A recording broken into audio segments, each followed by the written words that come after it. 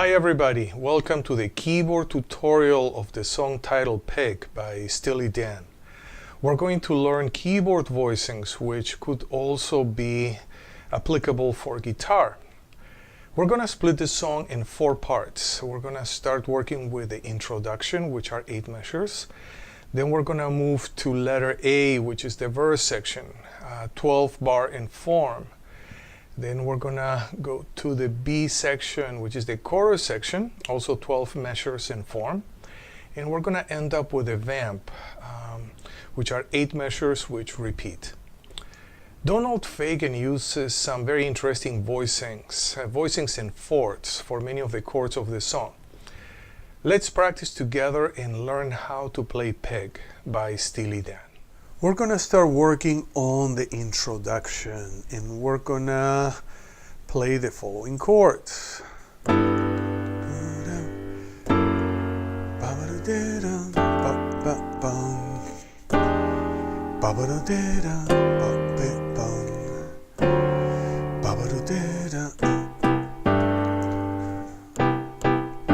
Okay, so how do we build those chords?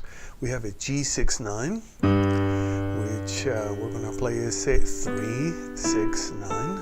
All those are going to be voicing in fourths, and we're going to use a 3-note voicing technique. Then F sharp 7, sharp 9, 3, flat 7, sharp 9.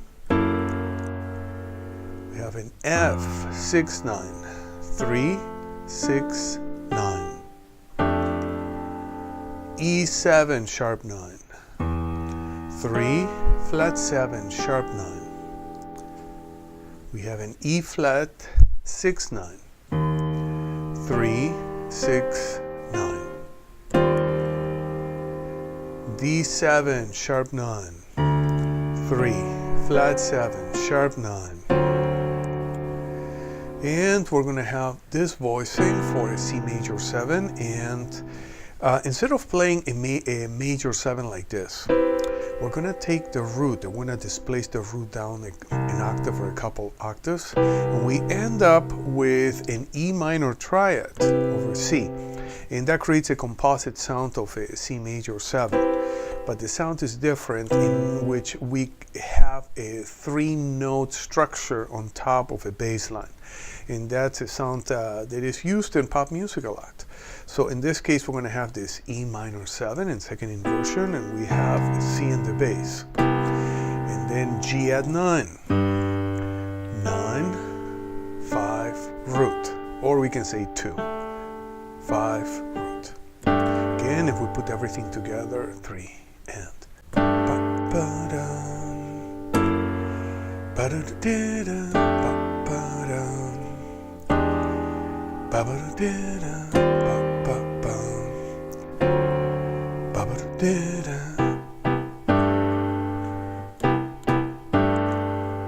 Okay, let's go to the next section.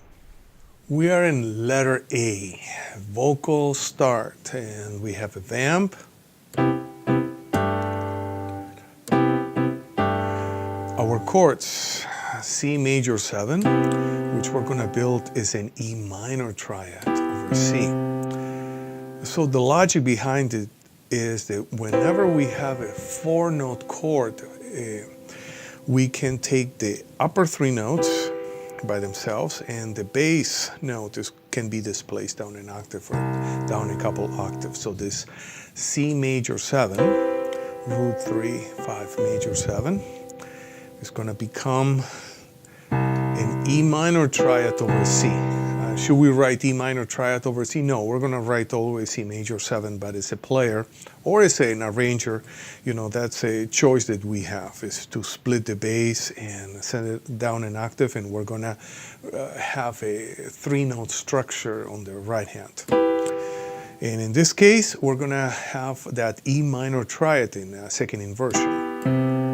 Then G at 9 or at 2. So we have a 2, 5, root, which is a voicing in fourths, and it's going to sound like this.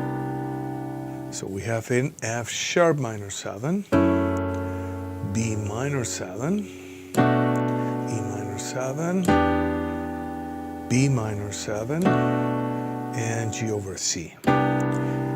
For the F sharp minor 7, we're going to play an A major triad over F sharp, B minor 7, a D major triad over B,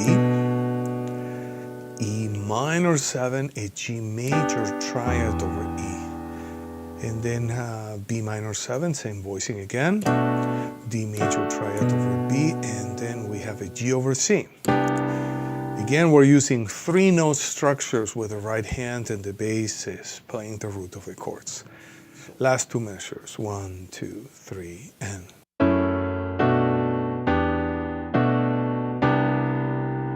Again, last 2 measures, 1, 2, 3, and.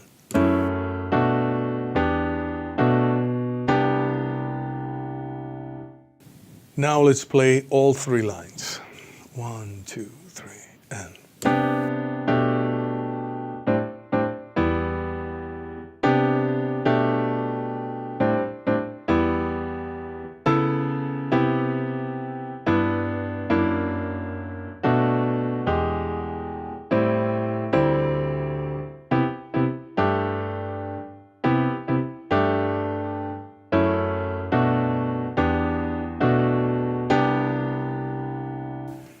And let's go to the next section.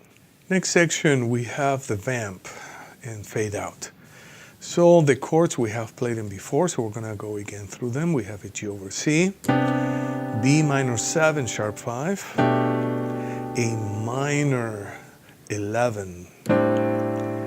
We are playing also a flat 7 on that A minor. And an E minor triad.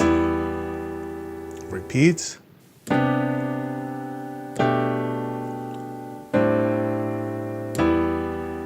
Have a C sharp minor 7, sharp 5, C major 7, G major 7 with a 6, F sharp 7, sharp 5. Again, interesting chord, we have a 3, sharp 5, flat 7, B minor 7, E7, sharp 9, A minor 7, C over D. Or we can play in this inversion. So here we go. 3 and.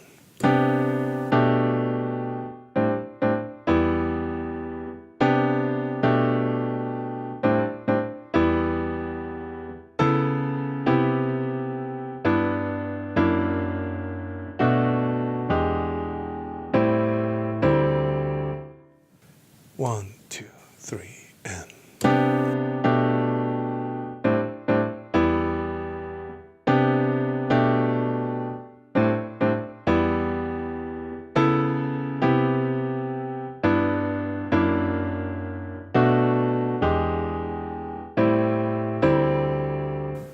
And that's the end of the tutorial. Hope that it was useful.